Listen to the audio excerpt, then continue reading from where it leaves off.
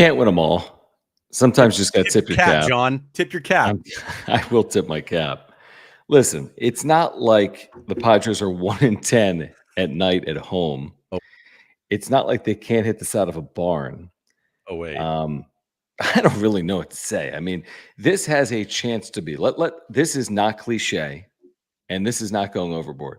And I need to plug my computer in at some point. This has a chance to be the worst homestand in the history of the franchise if they don't win Tuesday or Wednesday. Okay, so this has been awful. Starting pitching, you're trailing every single game immediately. And then listen, we were told by John Sadak today, TV voice of the Reds, maybe some of you heard it on John and Jim, that Lodolo, the starter for the Reds, was pitching like Randy Johnson. And we both looked at each other like, come on. I mean, that's the last thing that the Padres need right now. And he ends up going, 7 innings, 1 hit, and that was the leadoff home run. And, I mean, again, the Padres scratch across the second run. Don't be fooled. Don't be fooled. By the way, I'm the big winner on the second run because Xander Bogaerts comes to the plate, and what should have been ruled an error was ruled a hit, and I took home $138. That should have been an error, bro. Okay, that is a freaking error, but I already cashed out. Cash out. My $10 bet turned into $138. You can see it right there. De La Cruz homer. I knew Lodolo was going 6 innings because I talked to John Sadak. And Xander Bogaerts, we had him on the air. I didn't know he was going 6 innings. And Xander Bogaerts, I mean, I'm like, he kind of should have a hit today, and some way he managed to. Join us. This is the most entertaining part of the season so far. If you want to win money, Padres lost, but I won. Join us. Scan the QR code at the top of the screen right now.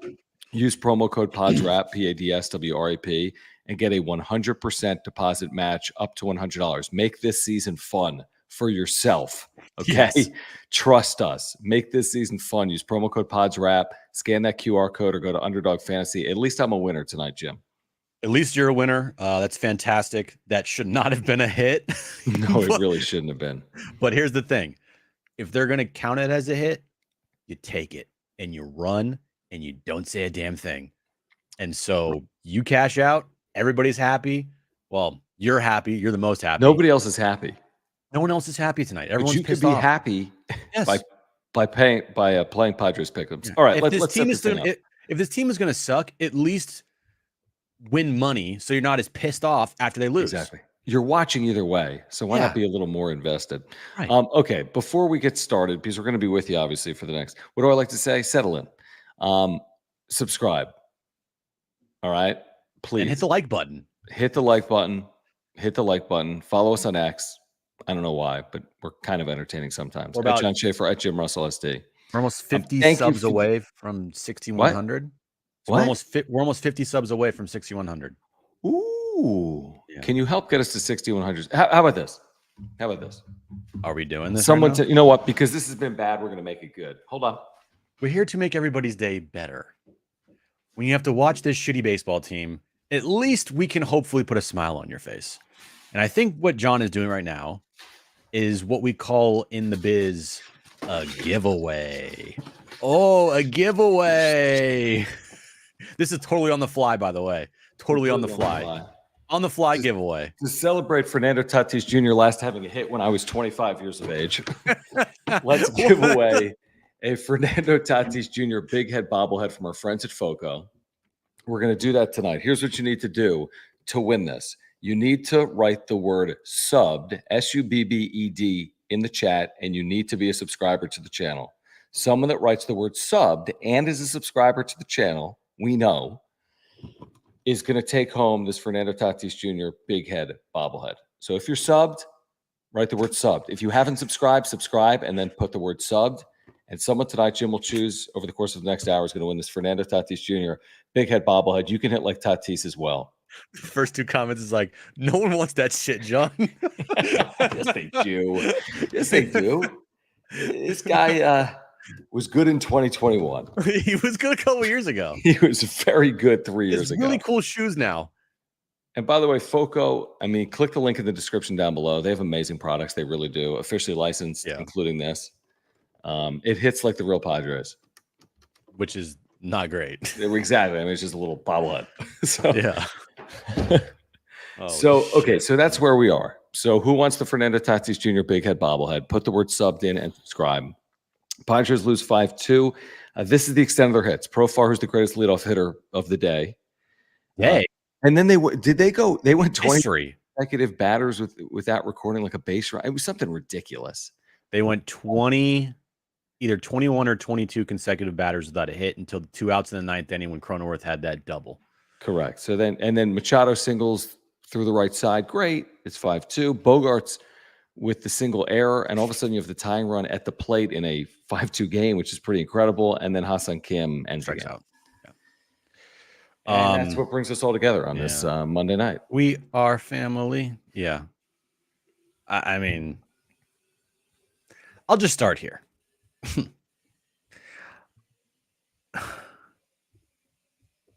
This performance tonight was so pitiful. Besides the last 3 at-bats in the 9th inning, I am starting to see the most optimistic person on the planet, Schulte, even kind of have that demeanor of what the fuck? Because post game, it was a lot of tip your cap. It was a lot of little chuckles. It was, this and that. But when asked about, what are you doing? I can't concentrate. Okay. I'm a ventriloquist or whatever those people are called. To be a ventriloquist, you have to have a puppet, you moron. I don't know.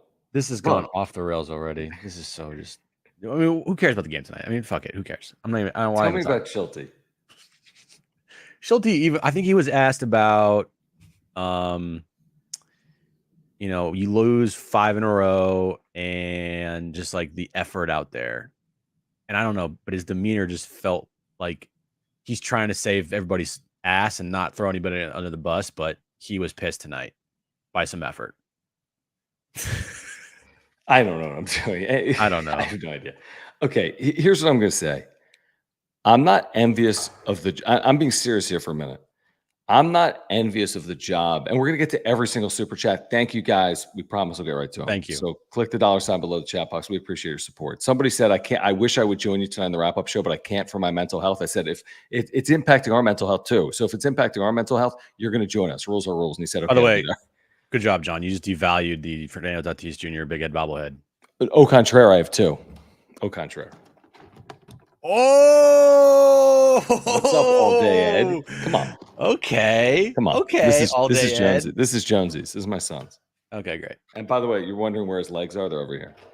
Did Jonesy rip them off? Who knows? He already tried to break this thing. I'm like, dude, come on. This is one of the greatest hitters in 2021. True.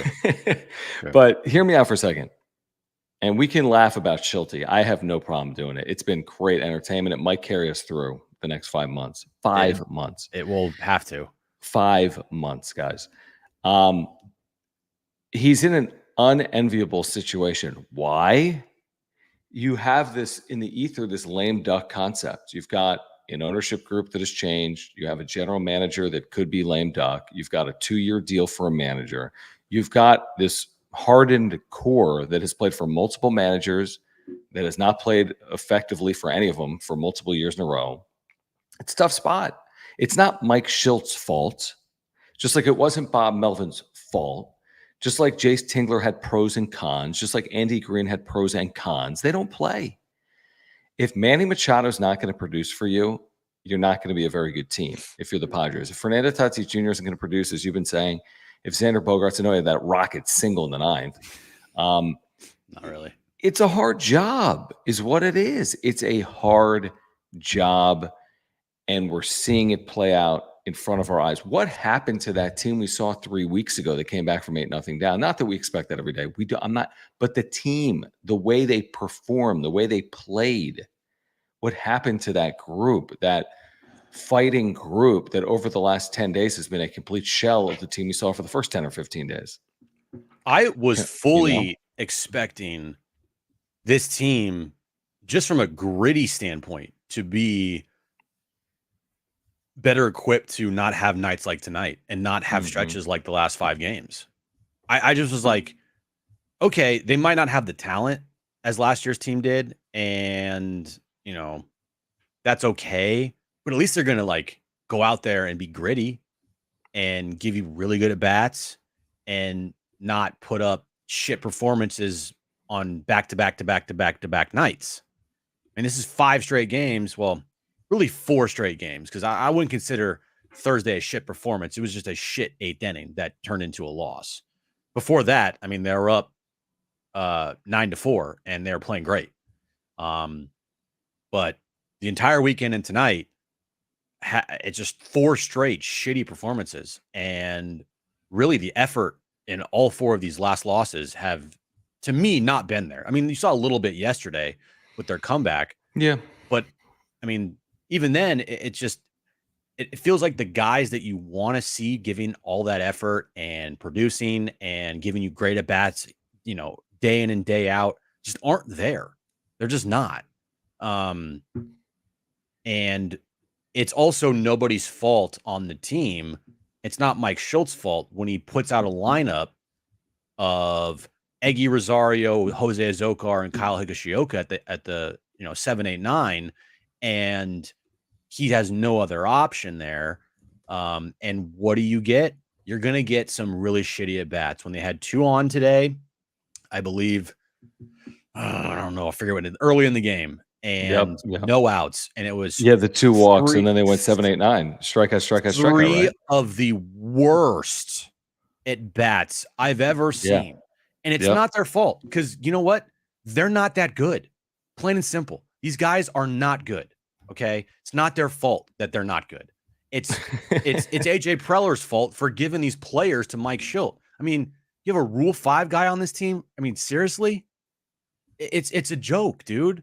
And to think that this team, I mean, I put out there on Twitter, and now I think it's a real question because they're 4 games under 500, John. They have a very tough stretch here coming up in the next month. All right. Seriously, when does this team hit 500 again or above 500? I mean, put it in the chat. Here's the thing. It could be a long time. And I'm going to get to these super soon in a second. We'll see. Unless they rip off 5 in a row, but well, that would be a good way to do it, or 4 in a row. We'll see. I mean, it's never as bad as it seems, although it can always get worse. I think they're better than what we've seen over the last week. I mean, the last week hopefully is not who they are. They're probably somewhere in between what we've seen so far this season. These 5 games have been really bad. I mean, really, especially these 4 at home, falling behind early the way they have, and everything that happened in Colorado. I mean, for this to carry over like that, I'm not saying there's a direct correlation. I mean, we'll never really know, but I mean, this is some bad baseball in front of huge crowds at home again. Mm-hmm. And like I said, Jim, I said, wait this thing out. Watch what happens when the Padres play at night at home. Watch what happens when May Gray rolls in. Look at what happens when June Gloom. It doesn't impact the other teams. That is the rule. Rules are rules. The other teams are not impacted by it. They're here for 2 days. I've always said that. It's not a mental game they're here for 48 hours. It's a real taxing mental hurdle. I'm telling you it is. That when it's 69 degrees during the day, and then all of a sudden you can't hit at night. I'm telling you, it's a hurdle. And by the way, guess what they do during the day? They hit. They always do. And what do they do at night for the first 3 months of the season? They don't hit. And again, it's nothing. It's not real until it is, because for whatever reason, for the San Diego Padres, marine layer exists, and for the Cincinnati Reds, it doesn't. Let's roll through some of these. Steve, thank you. He says 100 losses. I disagree, and I will hold to that until they lose 100 games. But thank you for the super chat. We do appreciate it. Andrew, who typically is in Korea. I'm not sure if he is right now or not. Thank you, man. Says, how many prospects to get Bogarts off the team? All of them. All of them. All of them. No trade clause, plus 10 seasons, including this one. Yeah. So all of them. Mm-hmm. Tyler, thank you for the generous super. I see you have a few supers here. We do appreciate it. He says, it's pathetic to see a packed house on a Monday. This is exactly right. And see Tatis absolutely sell like that in his final AEB. Sell out like that. It was a pathetic at bat. Yeah, it was a horrible at bat by Tatis. By the way, can I just say this, and I'm with you? Over 600 plate appearances, they're bound to happen. I know. You know what I mean? Like over 600 Yeah. plus plate appearances. Think about that, guys. It's bound to happen. And I get it. You have high expectations. I do too. Everyone does. He's making a lot of money. You want them to perform at their highest level every single time they're in the batter's box. It doesn't work like that, unfortunately. No, and I agree with you. You know, every team at some point Of course. gets close to losing 5 in a We're row human or beings. goes through a 6 for 40 stretch. Like, you know, it happens unless you're one of those players that have like really good seasons, then those are few and far in between. But more often than not, you're going to see players go through some really, really tough stretches. It's just how baseball is. And that's why the sport, it's freaking crazy. It's so frustrating. It is so frustrating. It can be euphoric, but it can be the most frustrating sport there is. I think besides golf. Golf to me is the most frustrating, but like personally. But baseball, I mean, you fail 7 out of 10 times and you're considered an all-star. Like, think about that. And so people go through this in a baseball season. The thing with this team, though, and it all comes back to last year, you know, they could not afford, I feel like, this type of start. Because now the uphill climb, it's going to get real. And I don't know if they're equipped for that uphill climb. You know, that's why you get out to a good start. You get a couple games over 500. You feel good about yourself. You know, then you just play some 500 baseball for a little while, right?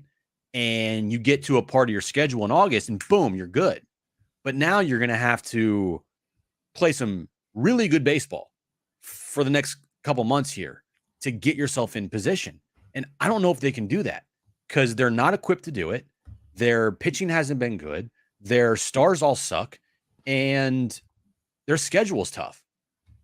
So the start of the season that they needed to have, throw that out the window. They ain't having that. And the players that needed to get off to a good start after having bad years last year all have come in this year and followed up last year's embarrassment with bad starts. Bogey, Manny, Toddy, Joe, you all have had bad starts to the season when they were on this team last year and was a part of the most embarrassing, biggest disappointing season in franchise history. So we were in the office earlier today, and thank you, Tyler. We're going to run through some more supers here. Thanks, Tyler. We were in the I'll get to this in a moment, Joshua. And thank you, guys. Please subscribe if you're here. Seriously, your chance to win this Tatis 2021 Big Head bobblehead. I mean, it's really from 2024, but he was awesome in 2021. Hit sub, and then hit. Is that a 2022 bobblehead? Because I don't know. No, it's from this year. I know. Just hear me out for a second. We are in the office earlier today. We're at the end of John and Jim, and maybe we had MLB Network on, and they showed Camden Yards in Baltimore. Mm-hmm. You've got this Baltimore team that is coming off an amazing season, their first good season in 20 years. They've backed it up. They've changed ownership. They're winning at a high clip. They're just like the Yankees right now. They're 18-10 or 19-10, right? They've been really good at home. You know what they announced tonight? $23K. They don't even sell tickets in the upper deck, I don't think, on weeknights. You compare that to what's going on in San Diego. The team's 1-10 at night. They're 6-11 at home. 1-10 in home night games, right? 39,000 on a Monday night. Selling out Friday, Saturday, Sunday. I'm not telling Padres fans not to support the team. I think they should. I'm all for it. But the support they're getting is so above and beyond what any other team, by and large, above 20 other franchises. If the White Sox are playing like this, there's 3,400 people at Comiskey. If the A's were playing like this, well, that's separate. But there's so many. If Colorado was playing like this, there'd be no one there. If the Phillies were playing like this, there'd be 20,000 people at Citizens Bank Park. I'm telling you. If the Braves were playing like this, same thing. It's just such a shame to get this level of support and not show up for it so often. It's incredible. The Orioles wish they had 40,000 people in the building every night. That's what their players wish they had. They draw 20,000 people during the week, including last year, and they win. Mm-hmm. And then this franchise gets supported like this.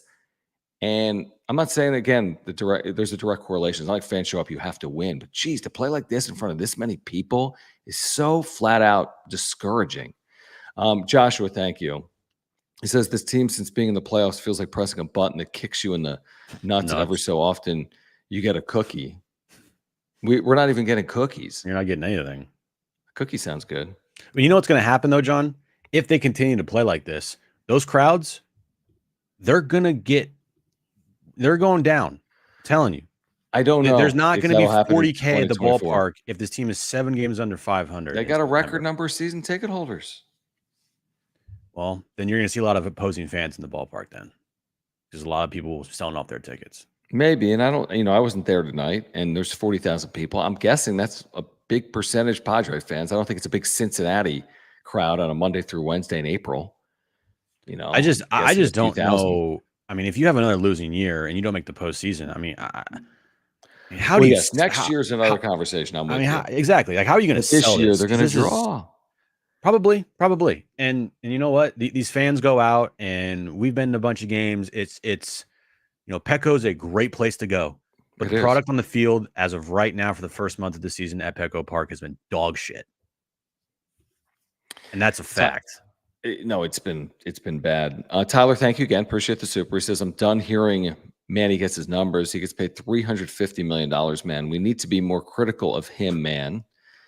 His 780 OPS and 30 home runs do not warrant $350 million. Well, you kind of hope that he gets there this year, truthfully. Now, he did have, again, that 2-out RBI single to keep the game alive. He's got a sub 700 OPS. His OPS actually went down tonight with his 1-for-4 and a single. He's hitting 255 with a 695 OPS this season. I mean, it goes without saying. I mean, it's so easy at this point to pile on Manny. It goes without saying. He's got to be such a he's just got to produce. He's got to hit for power. He's got to slug, and that's just not who he is right now. The crazy thing is, Jim, I looked at his last 18 games, he's hitting like 290. It's all soft, though. It's all singles. He hit one tonight to the warning track in, I think, the first inning that got Petco'd. There you go. Another example. I mean, again, like, we're holding these guys accountable. And that's the one thing we do is when they do well, we praise them. And when they don't do well, we hold them accountable. Yeah. So I don't even know what else to say about Manny and Xander and Tatis. Like, the proof's in the pudding. Their numbers are shit. And we see it. I mean, they're not giving great at-bats every time out. They're not. I don't care what anybody says. There are some the bats that they're throwing out there that are just they're just horrible. And for guys getting paid that much money, it's really disheartening to see that. And it's really disheartening to see these guys get paid all this money and the fans are supporting and they're selling out Petco every night. And you can't go out there and, I mean, give them consistent at bats and play up to the level of your contract at least. And, like the last four, I mean, since 2019, since Manny has been here, I mean, it's been such a roller coaster, John. Such a roller coaster. It's felt like there was a moment in time in 2022, and that was the start of the season and then the postseason. And it was like, whoa, like everything was like awesome. And it was like, okay, they're playing really good, consistent baseball. And this is the type of team, all the fans deserve. Mm-hmm. And everything since, and then the start of 2021 as well, but everything since 2020, that was just a weird thing. But like 2019, the last half of 2021, all of 2023, the start of 2024, this is not how it should be. And yet it is. And this team is in a rut. Just with everything, it feels like they can't do anything right at this moment in time. And to get out of this, they're going to have to flip some type of switch, wherever it is, and start winning games and being consistent, because this thing could turn ugly fast.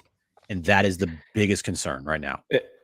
Honestly, and this Tatis thing, we saw some numbers earlier, I think in the day, where he had actually hit the ball hard. His expected batting average over the course of his recent slump, I think he came in 6 for his last 42. He's now 6 for his last 46. He actually had been hitting the ball hard, but like, I don't know if anyone particularly cares. I mean, hopefully that's an indicator where he starts to perform. And, when you hit the ball hard, presumably good things are going to happen. He's hitting 236 with a 748 OPS for a player that was supposedly a prime candidate for a bounce back year. That has absolutely not been the case. It is 1/5 of a season, and he's got a big 4/5 coming up. Of all these players, Machado, Bogarts, Tatis, it's now becoming very concerning related to Tatis as well. I think he has the most upside to turn it around. I truly believe that as a 25-year-old in terms of what he's capable of doing this year, but we got to see it, and we got to see it soon. Tyler, thanks again. He says 1-9 in night games, 6-13 at home for a fan base that's number one in attendance percentage is embarrassing in all caps. Agreed. We pour ourselves into this team and franchise. It's maddening when it's not reciprocated, and it does feel like that. I always want to be careful, and that's why I say, like, don't stop supporting them. I would never say that. No. And I also don't usually use the line, although I think it's fair, and this is where all fans go when people get paid a lot and the team doesn't produce or the player doesn't produce. I don't think it's honestly fair to be like, he makes a lot, therefore he should do this. I don't think they're not producing because of what they earn. I do think the earning can be an onus and a hurdle because when you're not performing, it feels like the pressure mounts because everyone knows you make $35 million, not $700K. Nobody talks about Jackson Merrill if he doesn't hit. For example, if Jackson Merrill goes through a 2-week slump, nobody's like, Jackson, you're getting $600K and you're not producing. Right. No, nobody's ever going to say that. But with Manny Machado, you go 2 weeks without hitting. You make $35 million. You're the supposed captain and you're not hitting. I think it's an additional burden and it weighs potentially on your shoulders. But I don't equate salary to struggles. Like I don't personally do that. And I also don't say, hey, don't support the team because they're not winning. They want to win. It's not like they don't want to, but it is kind of perplexing how poor they perform in front of such a loyal and dedicated fan base. Look, if a fan wants to be pissed off and boo, be pissed off and boo. If a fan wants to be the most optimistic, overly optimistic person on the planet, be the most overly optimistic person on the planet. If you don't want to go to a ball game, don't go to a ball game. If you want to go to a ball game and spend hundreds of dollars, go to a ball game and spend hundreds of dollars. Fans can do whatever they want as long as they don't cross that line. We've talked about it before. There is a line. And, you know, as long as you don't cross that line, like, fans can do whatever they want. And to their credit this year and the last 5 years, you know, it's gotten, you know, larger and larger here, but like they've been great supporting this team day in and day out. And, you know, if you want to be critical, be critical. If you want to say his team sucks, say his team sucks. You know, what are they doing to make you think otherwise is my point. What are they showing you to have you not say they suck right now? Like, you know, like, what are they showing you? They're not showing you anything. They're showing you that they're going back into the same habits as last year. They're going back into the same rut that they went into last year, it feels like. And with the players that are expected to produce, all not producing like last year. So, I mean, look, this show doesn't exist without all of you guys out there. And we thank you for being with us. I mean, we have over 350 people in the chat on a Monday night after a Padres Reds game, you know? And so it's just, I don't think players don't perform because of their contracts, because they're fat and happy, or because they have, you know, there's too much pressure on them because there's so many fans at the ballpark. I just think that there is a maybe, and maybe there is like a mental thing there. I mean, maybe there's a mental thing with, man, I'm getting paid all this money, I got to produce, and you just try so hard. Oh, there definitely is. And they just don't come through. And, you know, I do feel like that's some of the case here. I don't feel like anybody's just like dogging it out there. I mean, we could see it. We could see if they're dogging it. But it's just a point in this season right now where it feels that this is going to go one or two ways. Either it's going to continue to spiral and it's going to get worse and worse, and that will result in changes, or they can, you know, suck it up. They can win a couple games here the next 2 days, and they can get this thing a little bit back on track. I'm not saying they got to win 10 in a row right now, but at least climb your way back to 500 and make sure you end next month at 500 or above it. And if you do that, you feel good. But the trends of this team in the past couple years, Does anybody have faith that they're going to do that? Yeah, I mean, I don't think this is like season on the brink stuff. I don't. I mean, if I'm going to be honest, I don't think that this is going to define the entire year. I don't think the season ends based on the performance the rest of this homestand, but it doesn't give you a lot of like fuzzy good feelings if they lose the next 2 games or even split the next 2 games and lose the series and go 1-5 on the homestand. Obviously, there's a million opportunities to dig out. Like truly, there's a million, but it can go one of 2 ways. To your point, that doesn't guarantee that they dig out of it. I personally don't think the season is on the brink. I've been wrong before, that's for sure. It's definitely a possibility, but I think there's plenty of time for this team to actually perform to their capabilities. I don't truly know what their capabilities are, unfortunately. I think it's a very flawed team. I think there's some good. I think there's some bad.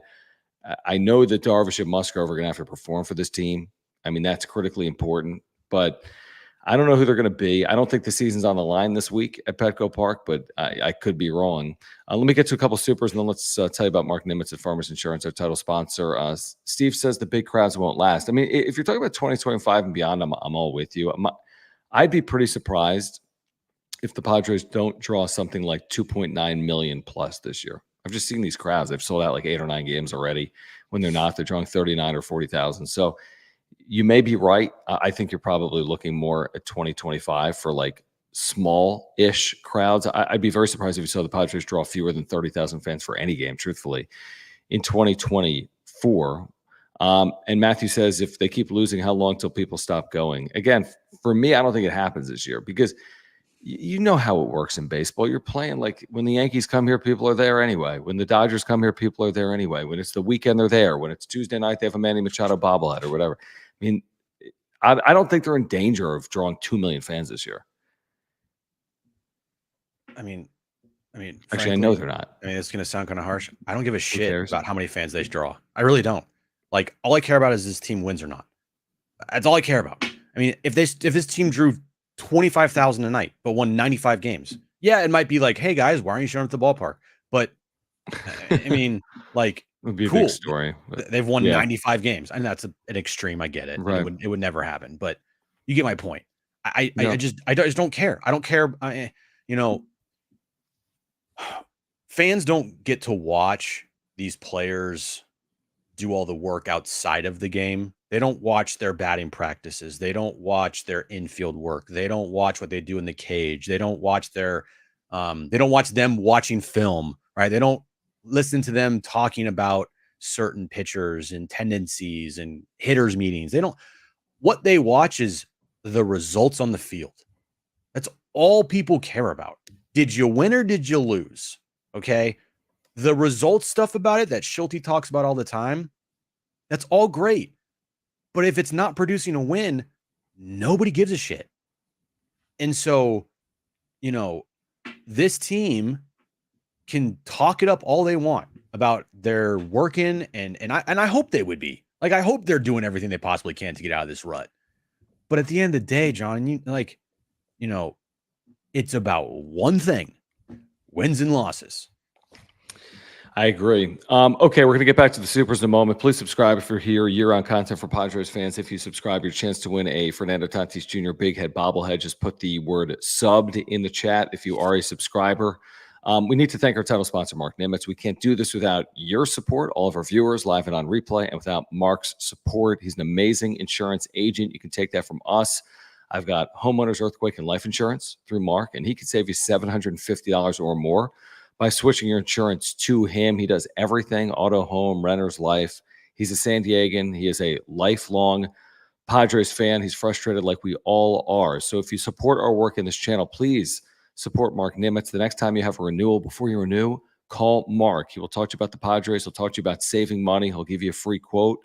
You can click the link in the description down below. But I had to file a claim a couple of years ago. He took care of everything, saving us so much time and money. So again, if you're looking for a great insurance agent and you support our work, please check out our friend Mark Nimitz at Farmers Insurance. Yeah, he can help you with every type of insurance need that you have. If you have an insurance need, reach out to our buddy Mark, mnimitz at farmersagent.com. When you reach out to our buddy Mark, let him know that John and Jim from the Wrap Up Show sent you.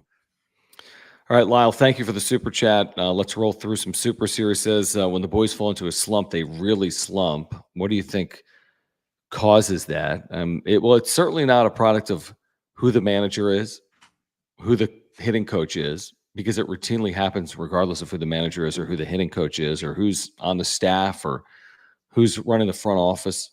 What do they say? Hitting is contagious. Unfortunately for the Padres, a lack of hitting can be contagious as well. But what causes it?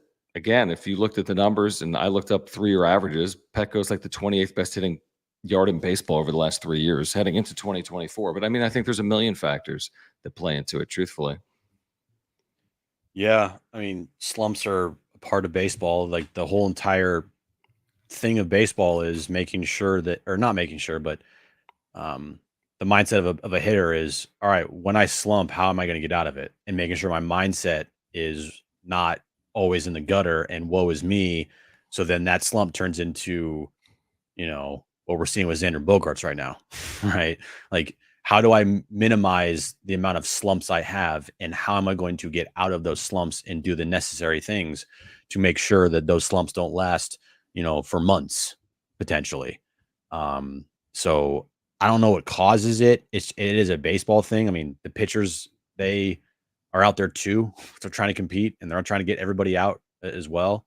But again, who's the pitcher tonight for the Reds? Nick Lodolo. Randy Johnson. Yeah, exactly. Looked like it.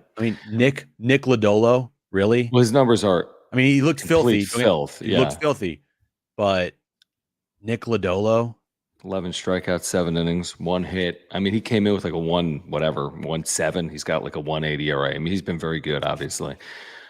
Steve says season tickets will shrink. Yes, they will. Mm-hmm. Absolutely. This team wins 80 games, misses the playoffs 100%. They will shrink in 2025. Ishmael, thank you, man. He says, hey, guys, we're a selling team in April. Some players need to go. Even if you could fast forward and say, hey, this team isn't it, and they're out of it, let's say a couple of months from now, you push into the middle of July. Let's just pretend like that for a second. Let's just go down that path. We're already talking about this. Well, it's a super chat, so let's go down the path with them. They're out of it. Okay, they're 10 games under 500. Mm-hmm. So is it impossible to envision? Of course not. They're 4 games under 500 right now. It's not impossible to envision. Well, who are you selling? Where do you get any value? Profar in his 1 year, $1 million? Maybe. Tatis, no. Cronenworth, no. There's no buyers. Machado, no. There's no buyers. Bogarts, no. There's no buyers. Kim, maybe. Rental player at that point. What value does he have? It's based on the season he's put up to that point. Rosario, Azokar, Paulie, Merrill, Higashioka, none of these guys have value. Or you don't want to move. Merrill, you're not moving, right? Some of your young players, you're not moving these absurdly young first-year controllable players. Then you go to pitching. Who's moving? Who? No starting pitcher is moving. Your bullpen, I'm sure there's a piece. Absolutely, sure. I'll entertain that. There's a piece or two in your bullpen. Absolutely, that would move. De Los Santos, mm-hmm. Peralta, absolutely mm-hmm. would move in a heartbeat. Suarez, I think you're inclined to hold on to, would be my guess. Although if you can get out from underneath the deal, maybe you do. So my point is this, even if you want to entertain that, they don't have as much flexibility in terms of moving players as you think they do. And get something back for some relievers.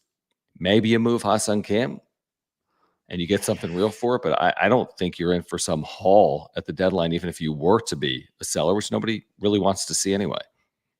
Well, look on the bright side. If you move Ha-Seong Kim at the deadline, you can move Jackson Merrill back to shortstop. True. Yeah, I'm sure that's what they'll do. Or you could move Xander Bogaerts back to shortstop. Who's plays second base? And put Crony at second. Who plays first? Jackson Merrill, your prototypical first baseman with no slug, right. As he shouldn't have. He's 21, right? Where are you at productions? Thank you. It says the Reds retired 23 batters in a row before the Padres score in the 9th inning. So embarrassing. We deserve better than this. Beep. Shit. I think you wrote shit. 23 batters in a row at home. After the performance you put up over the weekend, which, by the way, stellar defensively. just defensive clinic this just a weekend, I thought. defensive clinic by the Padres this weekend. Too bad it resulted in 0 wins. But did you guys see the defensive clinic they put on this weekend? Because that's what Schultz said this afternoon in his media scrum, that the Padres put on a defensive clinic, if you missed it, this Yes. weekend. I'm like, Yes. no one cares about your defensive clinic. I I'm sure prefer they everybody- committed 4 errors in all 3 games if they won 2 of them. Yeah, I'm sure everybody on Sunday night was like, dude, I know they lost 3 games, but you guys see the defensive Have you seen the way they're clinic? gloving the ball right now? You see Dude. Tatis's throw to second? They're picking it And that was a everywhere. good throw. It was a very good throw.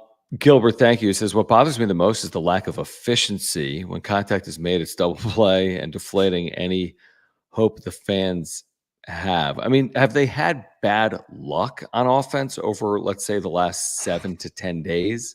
I don't want to That's go that probably route. a bit strong. You know, when a team's 4 games under 500, if you're blaming luck for why they're losing, No, I'm saying like sorry. offensively, have they? But they've scored. I mean, yesterday they scored 6 runs. In Colorado, they had a 9-run game. Here's the thing. Every team in every sport goes through luck, good luck and bad luck. That's just how it works. Mhm. Okay.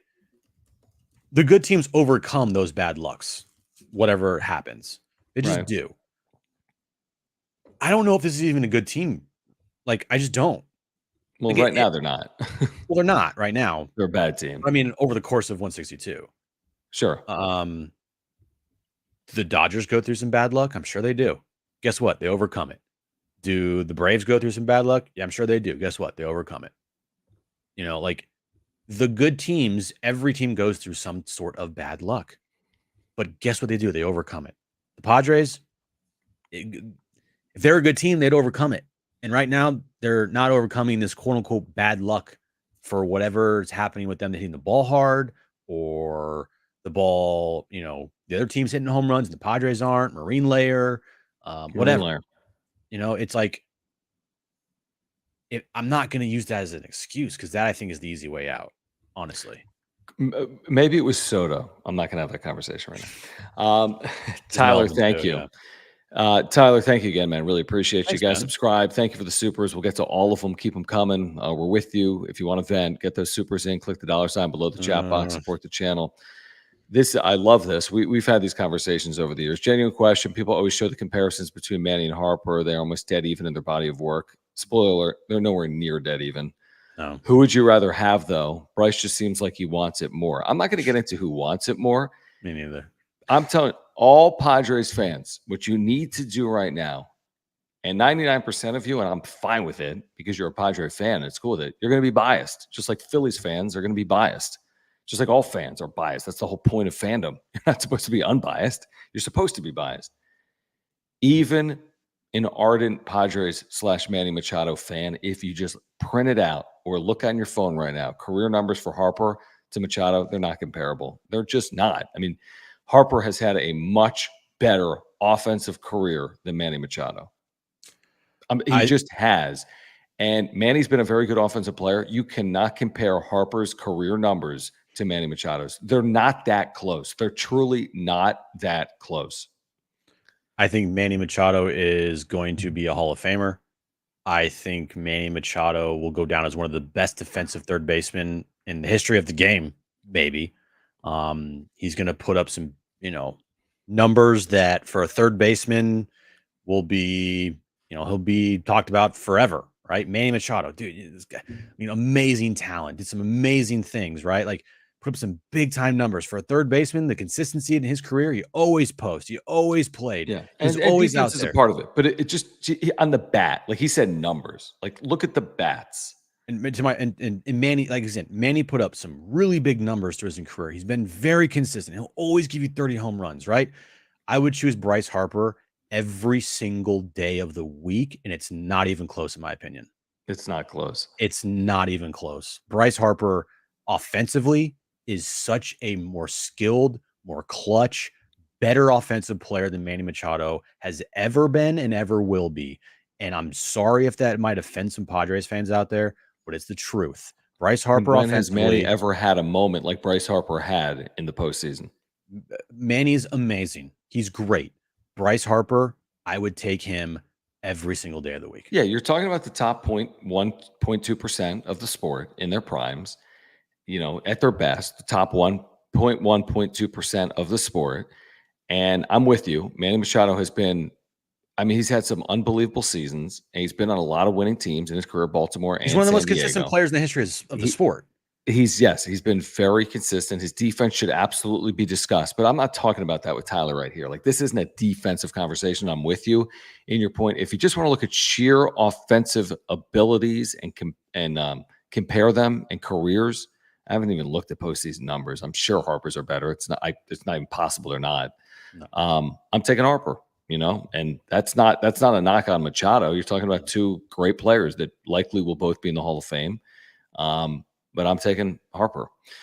Tyler, thank you. He says, not saying to stop supporting the Padres. I watched 162 and love this franchise. It's just frustrating. Last Super, I swear. Haha. Thanks for hearing my rant. LOL. Love this show. We'll take your Supers all night long, my friend. And we appreciate your support. We get it. We get it. This is what fandom is like. Not every franchise is every season a great season. This is who the Padres are. They haven't had a lot of great years. It's just the truth. No, this is a franchise that.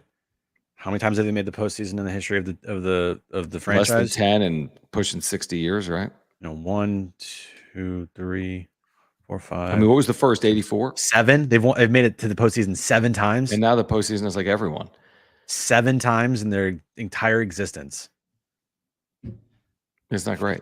No. There are National League teams that have made the postseason 7 times in the last 7 years, like the Dodgers. American League, like Houston. Braves, yeah. Alejandro, thank you. He says almost $1 billion between Xander, man. See, this is where it always goes back to money. And I get it. Heavy is the head that wears the crown. I need a T-shirt.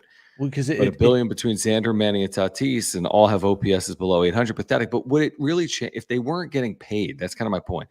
If Tatis was still on his rookie deal, by the way, he'd still be eligible for it. He's not 6 years into it, the big leagues. If he was still on that rookie deal, arbitration eligible, making $7 million this year, or $9 million, would it really change your opinion on him? For me, it really doesn't. He would still have to produce.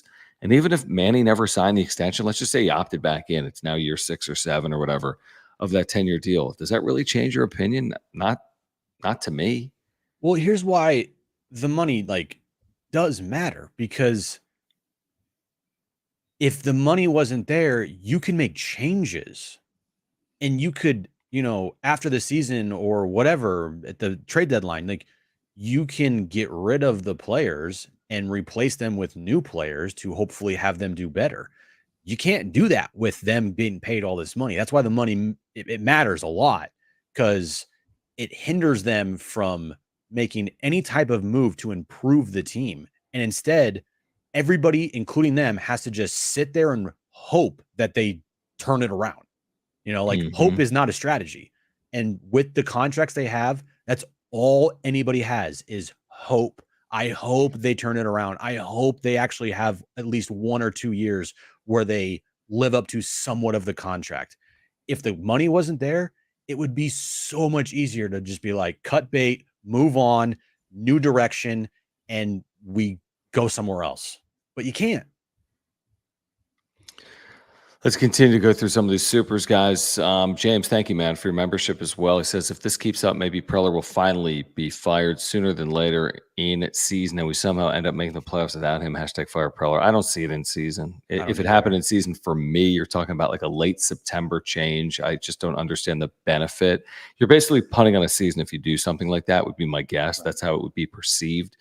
So I don't understand the benefit of doing it in season. I do think at the end of the season, he'll ultimately be accountable. So, he's gone if they lose. If they don't make the postseason, to me, doesn't really solve anything. Yeah. For such a big move like that, you can fire a manager in season, right? It's just a simple hey, you're the new manager. You don't have to change much. Right? Yeah, true. With the general manager, once they fire AJ Preller at the end of this year, if they don't make the postseason, it's not just him that they're firing. The entire scouting department, the entire, analytic department, the assistant GMs, his assist, everybody that is under AJ Preller is going to be essentially replaced and gone. So this is not just as easy as fire AJ Preller and put someone new in that place. Like, no, it's fire AJ Preller. Everybody else gets fired and everybody has to be replaced. Like, including the manager and probably including most of the coaching staff. Like, that is such a huge change once they do this, whenever it happens, that it feels like unless they like lose 20 in a row, which I don't even think that would happen then. If anything, they would just fire Mike Schilt, and at the end of the season, boom, AJ Preller is then fired. So the cleaning of the house that people want to happen, like it's only going to happen if they don't make the postseason this year, and two, it's not going to happen in season. It will happen after the end of the season. Okay. All right, back to Steve here. He says, do these guys still get, what's the first letter? L? Laid when they play like this? Oh. Yeah, definitely. Probably. The answer is yes. There's literally like a phrase for playing like this and getting laid. Nate, thank you. He says, assuming AJ is gone in 2025, would any good GMs want this job? How do you right this ship? I mean, this is an argument I've made for a year plus. I think you'll probably be looking more outside the box than like tried and true GM that's had success previously. That's my speculation. I think you've got the lower payroll and you've got the lack of financial flexibility because of the long-term contracts. I don't think it's a great job in 2025 for the next GM, considering, AJ Preller's contracts and how you got players tied up until their age 40 season for tens of millions of dollars. So, I mean, you never say never. Maybe they could land a good general manager, but I don't think if there were 4 jobs open, it wouldn't be the best job, would be my guess. Yeah, no. And it's unfortunate. I mean, here's the thing. I think AJ Preller, as far as like from the media standpoint, there's not anybody else in baseball I'd want to be covering more than AJ Preller, to be honest with you. I mean, the amount of ups and downs and things that we can talk about and, things that happen doesn't happen under anybody but AJ Preller.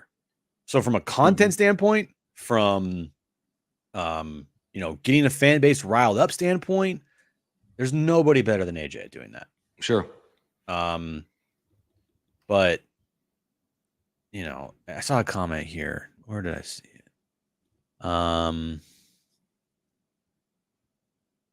Is it Darvish tomorrow, by the way? It is Darvish. Right? It is Darvish tomorrow, yeah. Where is this comment? Oh, yeah. Someone said, Jim, AJ should have been fired 5 years ago. Well, you must be new to the channel. Thank you for joining. Appreciate it. Hit that subscribe button. But I've been saying that they needed to change a general manager after the 2021 season. So, I mean, now to their credit, they turned this around in 2022, but I mean, it wasn't all kumbaya that season. I mean, there was a lot of friction there. They got through it somehow and they made the postseason, despite all of the friction and hatred and, things that went on between Bomel and AJ, but it's coming. I'll just say that if this season doesn't turn around and if they don't win, then it will happen. But, in the immediate future, like this team has to win the next 2 games, like win the next 2 games. And we have a different talking point on Thursday. Like, okay, cool. They ride the ship. They won the series. Now they're starting to stretch here where it's going to be difficult going on the road versus Arizona and Chicago, but at least they took a series that they needed to have. But if you lose this series and then you go on the road to Arizona and Chicago and you shit the bed there too, and then you come home and play the Dodgers, I mean, Petco is going to be filled with Dodger fans next weekend. Yeah, I mean, I think either way would be my guess. Yeah. But you're right. Then I would say, like, that's why I don't say anything's on the brink today. No. But to your point, let's say they split the next 2 games, very reasonable. So that's the 1-5 homestand. Let's say they go on the road and they go 2-4. And now you're 6 games under 500. You're coming home to face the Dodgers. And now all of a sudden you're looking at a series like at some point you're going to have to win a series. You lose that series, you're 7 games under 500. And at some point it's getting further out of arm's reach to get back to 500. So we're not there yet. We're getting closer to that, and it needs to be stopped sooner rather than later. I mean, a 5-game losing streak, all of a sudden you start thinking about it. It starts getting up to 6 games, 7 games. You're in some danger zone if you're getting there and you're going on the road on a 6 or 7 game losing streak. Vector, thank you. He says, feels like 2024 is the year of reckoning for the mid 2010s, late 2020s pods. The money has finally run out. The play in the field is bad and the fans are upset. I don't think mid 2010s is having any impact. I'm thinking actually their spending prowess over the last 3 to 4 years may be a reckoning. You look at the TV deal, we've talked about it extensively. You look at their lack of success. They didn't make the postseason, traded away Juan Soto. They don't have near the dollars they had even 12, 18, 24 months ago. But I don't know if it has to do anything with what happened in the 2010s or not. Is it because AJ Preller was here in the mid 2010s? I don't know. Maybe. Yeah. I mean, the money aspect of it. Like, imagine if this team didn't have Xander and they didn't have that $280 million as an anchor. I wonder how this team would be. Probably still would have Juan Soto. Mm-hmm. I'm sure they would have found a way to still get Dylan Cease. Right. I think things might be different. Maybe if they didn't give that big contract to Manny, maybe this team is built around 2 25-year-olds instead of 2 32-year-olds. Yeah, that seems a lot like a more prudent decision to do that. Not that it guarantees anything, but it seems like that would make a little more sense considering everything that we know. Andrew, thank you. When AJ gets fired, can we please not hire an Ivy League econ major at general manager? This trend is old. Give me a baseball guy who can build a roster. Interesting. That old school GM as opposed to a new school GM. That'll be a conversation, obviously, for another day. I mean, we have 130 games to discuss between now and then if it occurs. Mm-hmm. So we got plenty of time to have those conversations, and those will be interesting conversations if, in fact, it happens. But we're not there yet because his job may be on the line if they don't perform this year, but they have 131 games left or whatever it is. It just does feel like kind of the writing's on the wall, and it's been on the wall, and I mean, making the postseason this year it will save him for at least one more season. But then what happens next year? There's no 5-year contract extension unless they win the World Series this year. Well, no, I don't even think that happens. I mean, you sign through 26. Sure, if they win the World Series, he'd be extended. I mean, not 5 my point years. Is like, okay, they make the postseason this year and say they lose in the divisional round. Okay. AJ's back next season. Mm-hmm. And then they miss the postseason again next year. Like, are we just going to do this over again? Like, is just keep chance after chance after chance? Like at some point everything's going to come to a head. It just is. And you hope it's not this year because that means that they don't make the postseason. You want them to make the postseason. And you frankly hope it's not until 2026 because you want them to make postseason for multiple years while these big name contract players are, in their early 30s. But doesn't it just feel, it's going to happen here? Like AJ's not just going to leave on his own. He's going to get fired at some point. Well, of course not. He's not going anywhere unless he's forced out. He will never leave. He's got one of 30 jobs, and it's a top half job. I think 3 years ago, I told you it's a top 10 job. I think now it's a top 15 job. He's not getting another job on the other side of this. Not in his same role. He's getting a job, but he's not going to be a GM.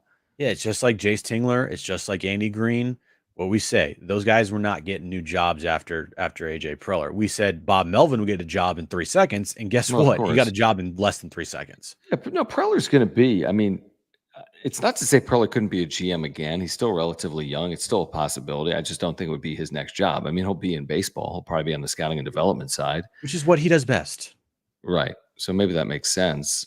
Steve, thanks. He says we need a fire sale. I mean, no, that's not what anyone. I don't think any Padres fan wants to see that. I mean, you could kind of argue that some of these moves this season have felt a little bit like it, like trading a player in his prime that's going to be in the Hall of Fame. That's quasi unprecedented. But then they did go out and get a Dylan Cease, and that felt like a quote unquote winning move, and he's backed it up. Cease has on the mound in his 6+ starts or whatever it is. So far, yeah. For sure. No, I don't want to see a fire sale. I think that would be awful, truthfully. Now, do they need one? I don't even know what that looks like. A fire sale and you keep Machado, Bogarts, and Tatis? What does that even look like? I mean, I don't even I know. hope not. I really hope not, because we've been talking about the fans tonight. You fire sale, they're gone. They just are. Yeah, definitely. And then see, and again, you're going to get these conversations about Tatis, and it's understandable. It's almost inevitable. Tatis roidless equals diminished, and this is coming from Padres fans, so you can only imagine what people are going to be saying around baseball. And he went from the face of the Padres to a face of baseball to ultra marketable to, I mean, just a star among stars, especially in this sport, to a A guy guy. right now. Yeah. Now, again, that can be redeemed. I absolutely, truly believe that can be changed, but he's going to have to change it. If 2024 looks like 2023, he's feeling more and more like a guy. So it's on him, man. He needs. It's not going to be a 950 OPS season in all likelihood, but 880, 890. I mean, he's got to really get this thing going sooner rather than later to put himself in a position to accomplish that this year. Because I think you look up and he's got a marginally better year than last year, and you're like, who is Fernando Tatis Jr.? Yeah. A Yeah. great defender. I mean, he's a brilliant defender. Great. He has cool shoes. He's got great shoes. He's got. By the way, these quotes real quick, and we'll get to Aura. From where? From what? Let me just. I mean, we talked about it. You watched Mike Schilt post game. Just Marty put out a tweet with Schilt, and I've seen these quotes tonight. We might have even talked about it. This is a quote from Schilt, and it doesn't even make any sense. And we're already at this point. He says, "We haven't been good enough at night games.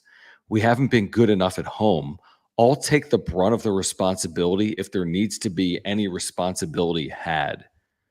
First of all, it's not your fault that this team has been utterly trashed this homestand. Like, how could anyone say, and I'm been a critic of Schilt and what he says, but how could anyone say that the team's 6-12 at home or whatever they are, and 0-4 in this homestand, and it's because Mike Schilt needs to do a better job? I respect him taking the fall on the sword for his team, but who are you fooling?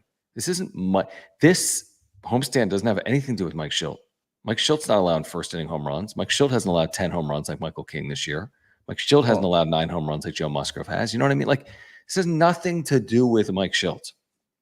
And I'm not even the biggest proponent of Mike Schilt. I'm just telling you, the struggles at night at home have nothing to do with Mike Schilt. I don't know why he's falling on the sword for their night game or home game struggles. It just doesn't make any sense. I mean, you really think Mike Schilt's going to throw anybody under the bus? I know. Or say the players are going to be better? Why are you taking the brunt of this as if like anyone would even believe that's possible? It's your fault. Bad at home. Well, I don't even buy that. That's what I mean. I don't buy it either. But he's never going to say, "Well, we need to play better. The pitching's got to be better. Our big guys have to perform. We just need it right now, and we're not getting that." You're not going to hear him say that ever. Mm-hmm. I mean, you've heard a little bit over the last 5 games of him kind of saying those things, but I mean, all in all, it's like, tip your cap. Do you see us defensively this past weekend? We were amazing. I think the effort's still there. We're doing the work, regardless of the results. A bunch of winners, a bunch of gamers. It's like no one cares right now, Mike. Nobody's going to care in a month when this team is still 5 games under 500. Like, no one gives a shit. I agree. All right, let's get to Aura for a moment, guys. If you are here, we really do appreciate it, whether you're here live or on replay. We thank you for your support of our partners. We really do. Our title sponsor, Mark Nimitz. We told you about Underdog Fantasy earlier. We do want to tell you about our friends over at Aura, ORA.organic, plant-based nutritional products, company based right here in San Diego with offices in Liberty Station. They've got everything you could possibly want, whether it's a probiotic, which I take every single day for digestion, or their pre-workout supplements, or their omega-3 oils. If you're taking a fish oil, take the omega-3 oil from our friends at Aura. They have sleep pills, immunity pills, and more. So again, San Diego company. Their co-founder, Will, is a lifelong Padres fan, a huge supporter of this channel. If you want to get healthier, if you want to support the channel, you need to check them out, ORA.organic, or click the link in the description down below. Yeah, if you guys want us to have that healthy lifestyle, but you don't know where to begin, Aura is the place to go for all your supplement needs. They have the probiotics for gut health. They have the pre-workouts for your workouts, protein powder for, to get your day started, and after workouts as well. Sleep pills, fish oils, omega-3. Like, they have everything you need to live a healthy lifestyle. Go there right now, www.ora.organic. Pick up some stuff, and you'll thank us later. I mean, the ultimate insult to injury. I mean, you're all thinking it. We all know it. I actually think they're going to rock him tomorrow. I really do. That's just, I just think that they're going to have a much better game offensively tomorrow. Well, he's been bad, Martinez, and the Padres are quasi due to win a baseball game. They've lost 5 straight. I think Yu's going to pitch well, and I think this team's going to win tomorrow. I don't know about Wednesday. I don't know about anything else. I just think tomorrow they're going to win tomorrow, and Yu Darvish is going to pitch well, and I kind of hope I'm right, because I hate doing loss after loss after loss, because it's the same shit over and over and over and over and over and over again. Yeah, at some point this is going to end. I don't think they'll lose out. That would be a tough ending to the year. So let's hope not. Damien is all I can say. Let's hope not. I mean, I don't know what it's going to take. I do know this. You got to start faster. You cannot trail heading to the bottom of the first inning. Like, that's got to stop. I want to say that's happened. Kevin had in his post-game article tonight, 7 or 8 times they've trailed in the first inning this year, and I think they've lost every single one of those games. Oh, nice. So that's got to stop. That absolutely has to stop, hopefully, tomorrow. All right. I think that's good. Oh, we need to give away the bobblehead, Jim. Pick someone that said subbed. Go find someone that said subbed. If you sub right now, let's give people another 1 minute. If you sub right now, your chance to win this Fernando Tatis Jr. big head bobblehead from our friends at Foco. No, I haven't opened the box. Here's the unopened. Okay. Click the link in the description down below if you're looking for officially licensed Foco products of the San Diego Padres. If you're subbed, put the word subbed in the chat. We're trying to get to 6,100 subscribers, by the way. Padres, we could use your help. We're not at 6,100 subscribers. We're still going to give this thing away. We're not there yet.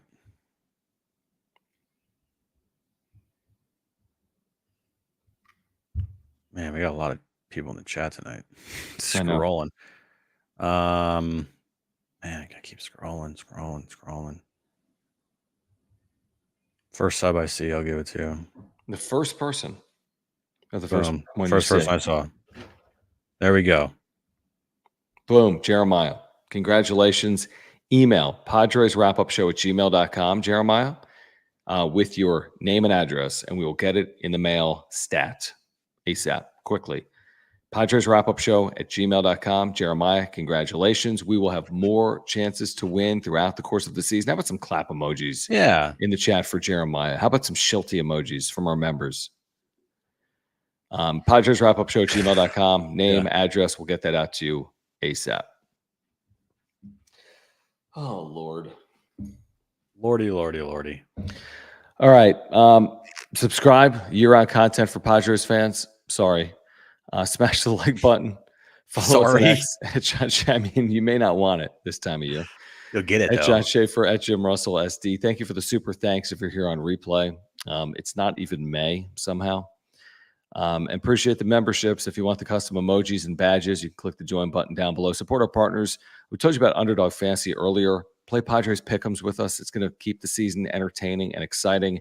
Use promo code PADSWRAP, PADSWRAP. Get a 100% deposit match up to $100. Click that link in the description down below or scan the QR code. Support our title sponsor, Mark Nimitz. If you have an insurance need, he will save you money. Get in contact with him by clicking the link in the description down below. And Aura, if you're looking to get healthier, ORA.organic. Click the link in the description down below. What are you laughing at? Someone's like, Johnny's like, on a happy note, the Dodgers won again. What's that look like? This, I mean, I hate to be the standing guy in April 29th. 5.5, I think, right now. 5 or 6. Oh, got him right where we want him. Yeah, it's fine. 5.5. How did the Padres all of a sudden end up a game and a half behind the Giants? Quan, are you talking about the I think it says in there that it was a pre-order. It has the date they ship. Yeah. See, the Foco bobbleheads, they take some time to ship because the quality of them are so good. But yeah, I would suspect. Here, I'll look right now. It said in there that it was like August, I think. It's ships no later than August 30th. So it'll take a while. You got a little bit of time. You got a little bit of time, but Who knows how many of those players will be on the Padres when you get it? right? Yeah, It maybe was if you get a who Hasan was it? Kim South Korea bobblehead, Korea Series You get it. bobblehead, He's on the Seattle Mariners. right? It's great. It's like a collector's item. Exactly. Yeah. That's exactly right. All right, guys, we'll be back tomorrow. John and Jim, San Diego Sports 760, or find us on YouTube by searching for John and Jim 760. And back tomorrow night with another edition of the wrap-up show. Hopefully, this 5-game losing streak comes to an end. Padres fall tonight in Game 1 against the Reds 5-2. And for Jim, I'm John, and this has been the wrap-up show. Thanks, guys.